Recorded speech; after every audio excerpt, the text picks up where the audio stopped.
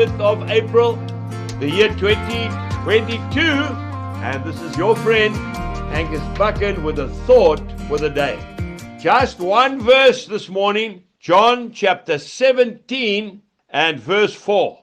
Jesus says, I have glorified you on the earth. He's talking to his Father. I have finished the work which you have given me to do. God is not interested in good starters. He's only interested in good finishers. You and I need to finish the task which has been set before us by our Lord. You know, I remember when I was actively farming, sometimes I would prepare the land, plant a beautiful crop of corn, of maize, and tend it with tender, loving care. And then a drought would come, and the maize would start taking strain.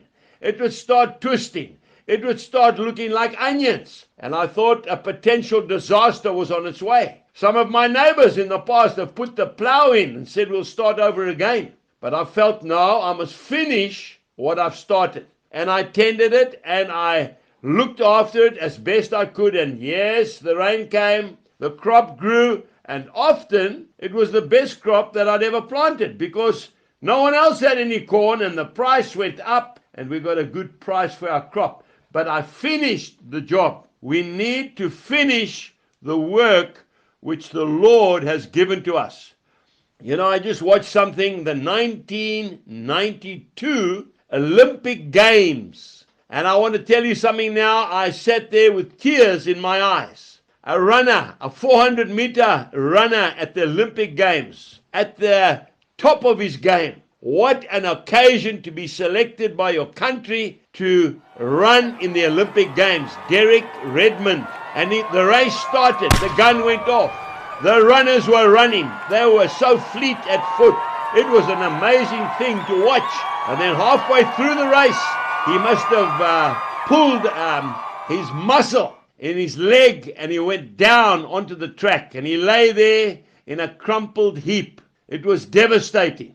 A massive crowd, television right around the world watching this young man. And the next thing, we see a figure coming out of the crowd, running across the track. Yes, it was his dad, picking him up, oh folks, picking him up, putting his arm around his neck and starting to carry him to the finish line. The officials running across the track trying to tell his dad to go and sit down. He pushed them aside. Leave me. I'm finishing the race with my son. A potential tragedy turned out to probably be one of the most memorable incidents in the entire history of the Olympic Games. Why? Because he came first? No, not at all. He came last, actually.